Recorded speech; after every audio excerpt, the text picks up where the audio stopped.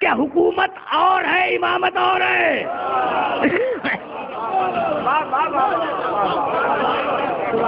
سمجھ رہے ہو؟ ٹھیک. اچھا تو پروردگار میری ذریت میں امامت جائے گی؟ کہا کہ ہاں جائے گی. کیوں نہیں جائے گی؟ ظالموں کو نہیں ملے گی؟ ذریت میں امامت جائے گی. تو اب ابراہیم کی ذریت میں کتنے عہدے؟ 2 ہوئے نا. تو اب نسل ابراہیم میں 2 عہدے چلے. توجہ رکھنا. اور قیامت تک چلیں گے. جو چیز اللہ رکھ دے وہ پھر اس نے رکھ دی. ٹھیک ہے نا؟ وہ جو کمال والی بات میں شروع میں کر رہا تھا. تو اب نسل ابراہیم میں 2 عہدے چلے. ایک نبوت کا عہدہ چلا اور ایک امامت کا عہدہ چلا. اور اب ایک مرتبہ سورہ احزاب میں آواز دی ما کان محمد ابا احد من رجالکم ولکن رسول اللہ و خاتم النبیین. ہم نے محمد پر نبوت کو ختم کر دیا. تو چیلنج کر رہا ہوں پوری دنیا کے مسلمانوں کو کہ آیہ ختم نبوت تو قرآن میں موجود ہے. ختم امامت کی آیت کوئی ہے تو تم دکھلاؤ.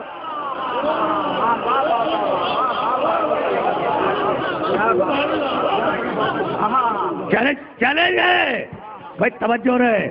تو امامت ابراہیم سے چلی. بھائی اب رک جانا. تقریر آخری مرحلوں سے قریب ہو گئی. امامت ابراہیم سے چلی.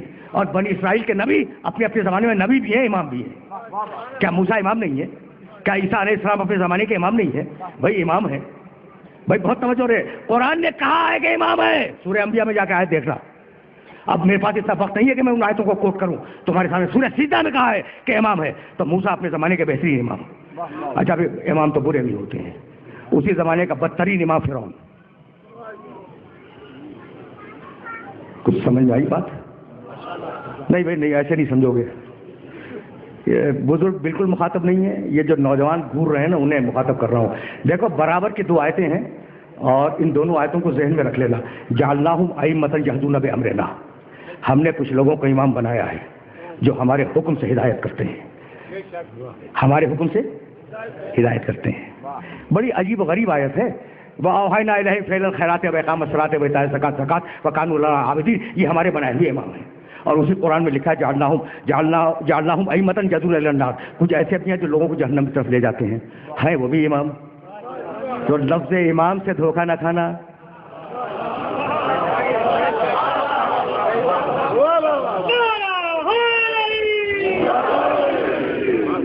اور کمال کیا ہے قرآن مجید نے.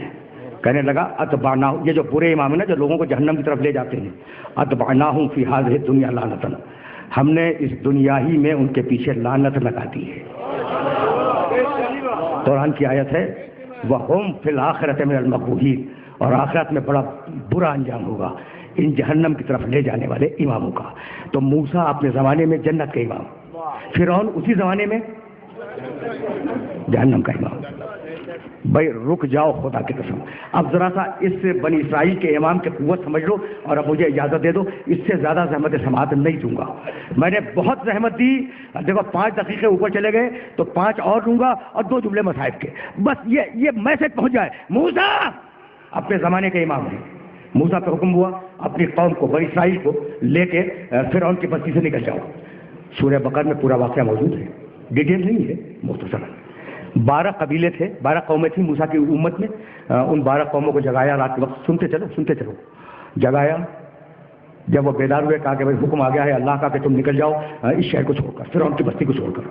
اب وہ نکلے. وہ 12 قبیلے ایک ساتھ نکلے. جب ایک ساتھ نکلیں گے میں سننا. اب میں آیا ہوں ذرا سا واقعہ بیان کر رہا ہوں. ایک ساتھ جب نکلیں گے 70-75 ہزار افراد. گھوڑوں کی آوازیں, بیلوں کی آوازیں, جانوروں کی آوازیں. مویشی لے کے جا رہے ہیں نا.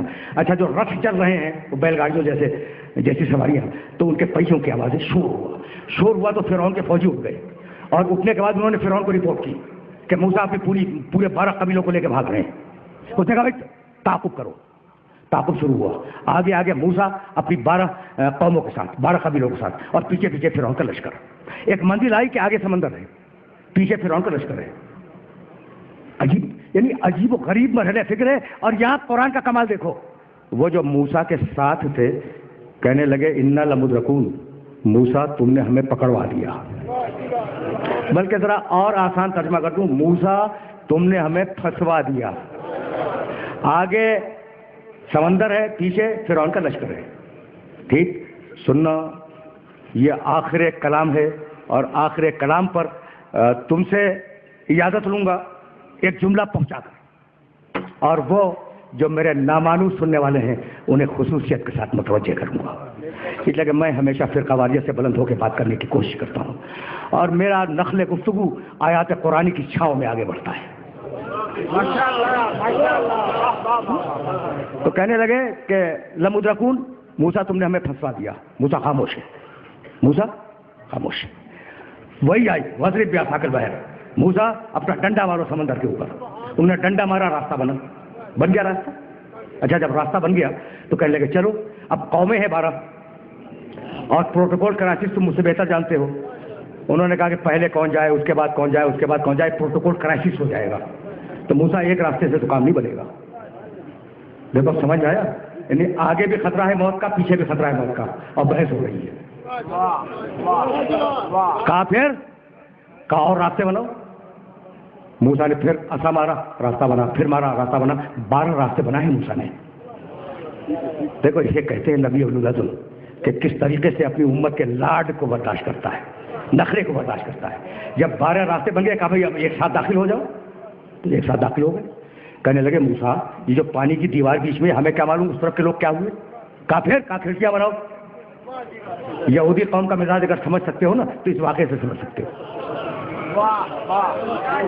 کبھی اس کی تشریح کروں گا، کھڑکیاں بناؤ۔ اب نبی العظم ہے، انہوں نے اشارہ کیا اپنے عصا سے اور وہ کھڑکیاں بنی اور دیکھتے ہوئے نکل گئے۔ روکے رہنا خدا کی قسم، روکے رہنا، بس یہ آخری جملہ ہے، اس سے زیادہ رحمت نہیں دوں گا۔ سارے ایک دوسرے کو دیکھتے ہوئے نکل گئے۔ ادھر قوم موسیٰ کا آخری آدمی نکلا، توجہ رہے۔ فرعون نے دیکھا کہ موسیٰ پار کر گئے، اپنی قوم کو لے کے نکل گئے، اس نے کہا لشکروں کے گھوڑے ڈال دو انہی راستوں کے اوپر۔ تو جس راستے پہ آگے موسیٰ چلے ہیں انہی راستوں پہ پیچھے فرعون آ رہا ہے، راستے بدلے نہیں ہیں۔ بھئی یہ میسج پہنچ رہا ہے، راستے بدلے نہیں ہیں۔ جس راستے سے موسیٰ آگے لے کے گئے ہیں اپنی قوموں کو، ٹھیک ہے نا، اسی راستے پر فرعون اپنے لشکر کو لے کے چلا ہے۔ ٹھیک، یہاں تک آگے میرے ساتھ۔ ادھر قوم موسیٰ کا آخری آدمی نکلا اور ادھر لشکر فرعون کا آخری آدمی داخل ہوا، اور وہ خدا جس نے پانی کو حکم دیا تھا کہ الگ ہو جا، اسی خدا نے حکم دیا کہ مل جا۔ ساری قوم موسیٰ بچ گئی۔ رکے رہنا، رکے رہنا۔ سارا لشکر فرعون ڈوب گیا۔ بہت توجہ، بہت توجہ۔ پوری قوم موسیٰ 12 کے 12 قبیلے بچ گئے، 12 کے 12 قبیلے بچ گئے، اور پورا لشکر فرعون غرق ہو گیا۔ اچھا اب ایک سوال کروں گا میرے محترم سننے والوں، مجھے اس کا جواب دے دو کہ کیا لشکر فرعون میں سارے برے تھے؟